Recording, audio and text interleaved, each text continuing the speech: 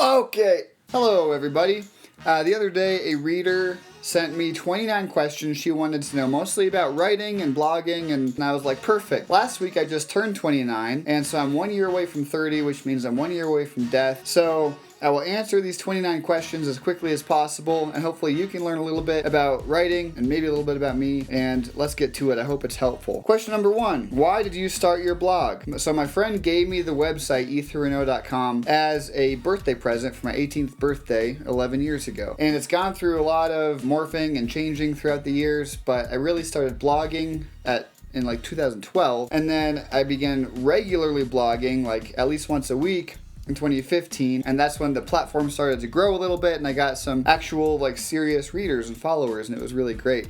So it's been a really long, weird transition, but becoming what it is today. What motivates you to keep posting? Definitely either being a 3-wing 4 or 4-wing 3 on the Enneagram. I just have a very high priority on being productive and creative. Also, I'm an external processor, so usually when I write something, I'm figuring it out along the way. It's not like I have something figured out, so I write about it.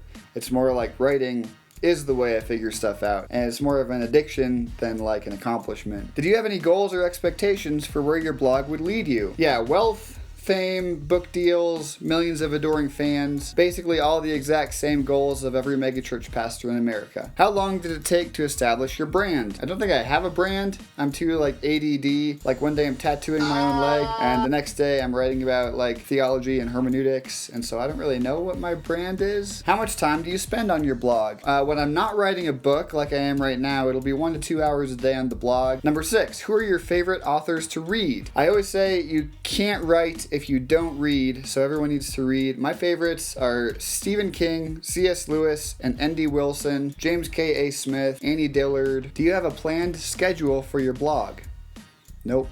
Have you ever regretted posting something? No, but I sometimes regret how dumb people's interpretations are of what I post. How has sharing your thoughts via an online platform changed your life? Well, I'm $38 richer, but I also get a lot of emails from people saying how my writing has affected their life or their theology, and that means a lot more to me than $38. How has your blog impacted your relationships, your friendships? 2 things come to mind. Once when I was just starting out blogging and writing publicly, I mentioned a story about my friend and her father, and somehow her dad read it and realized I was talking about him and kind of made this weird relationship with them and me, and so now if I ever do anything like that, I go to extra lengths to make sure nobody can be identified in what I write. And the other way is sometimes I'll be going on a date, or someone will look me up online before meeting me and say like, actually I don't want to get to know you because of your views on God or sexuality or politics or whatever it is. Has blogging made you a better communicator? Yes. Practice makes perfect, and there is no substitute for practice. How has posting about difficult topics and personal sin helped you grow as a person? I would say the stakes are higher because people are kind of watching and observing my confessions. So if I don't live out the things I'm writing about, it makes me more of a hypocrite, and so it kind of keeps me accountable to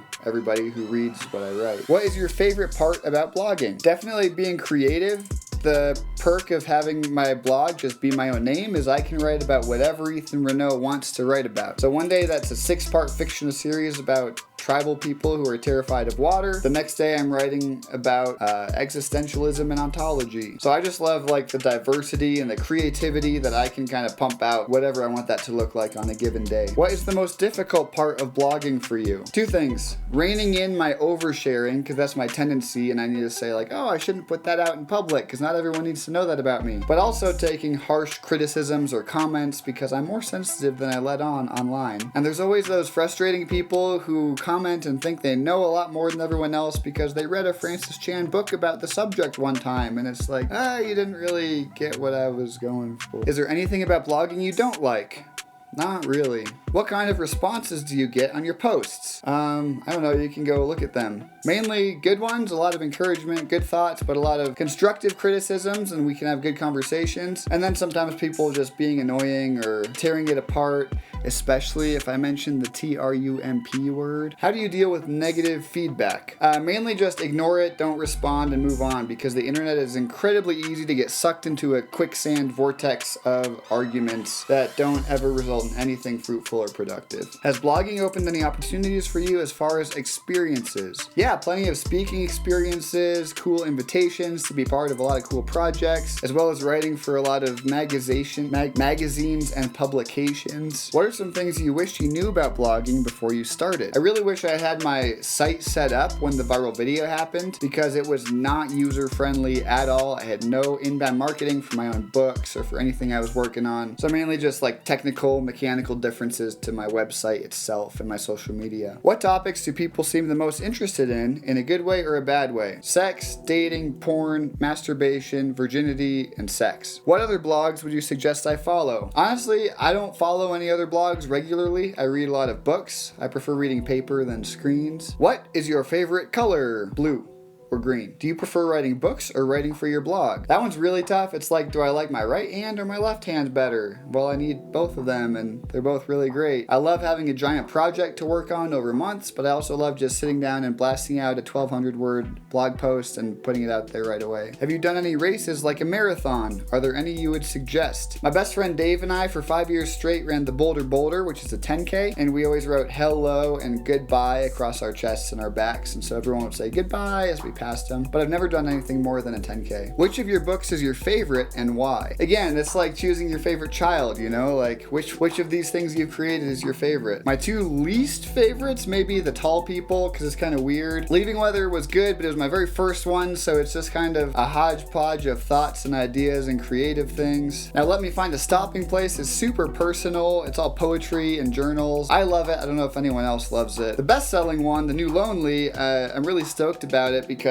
it was the best-selling one and people really connect with reading about loneliness. It's something everyone can relate to, so I think in that way it was successful. But the latest one, Time Kills All Things, is so thick, and I just love holding it because it's a big boy. But honestly, I think the best book I've written is the new one, which hasn't come out yet, called Bad Timing, and it's about dating, and it's really personal and beautiful and funny and insightful. I think more than all my other books, and I'm really excited to share it with everybody. What kinds of things would you recommend doing in Colorado? Leaving, because it's overcrowded, too many people are moving here, and the ocean is better anyway. What has been your favorite trip? Well, I'm still on it. No, but probably either the week I spent backpacking around Guatemala with my best friend Dave, or the 2 weeks I spent backpacking along Brazil's coastline with two other friends. They were both just beautiful and fantastical, magical, just like next level, out of this world. Where would you recommend for international solo travel? Again, that's tough because there's so many beautiful places, but if you're solo, especially if you're a female like this reader is, there's a lot of danger in traveling by yourself. So assuming you can be careful with that out of the way, the Southeastern Asian circuit is really beautiful. Thailand is incredible. The food is amazing. It's super cheap, but my favorite continent is South America, South and Central America. So if I could just travel around that area the rest of my life, I think I'd be super happy. Final question. What do you love and hate most about millennials? That's a really good one. I love that we have a really big desire for justice and social change and social issues, and I think that we fight for the things that we think are right, but sometimes those things are trumped by entitlement and the pursuit of emotional experiences over effective change. If something looks good on Instagram, we sometimes choose that over sacrifice and making a meaningful change in some way. So how are those answers to those questions? I don't know if you enjoyed the 29 questions, but if you did and you want to ask me more questions, do it. I would love to hear from you and do another one of these videos because it's super fun. Thanks for watching, guys. I'll talk to you soon. Bye.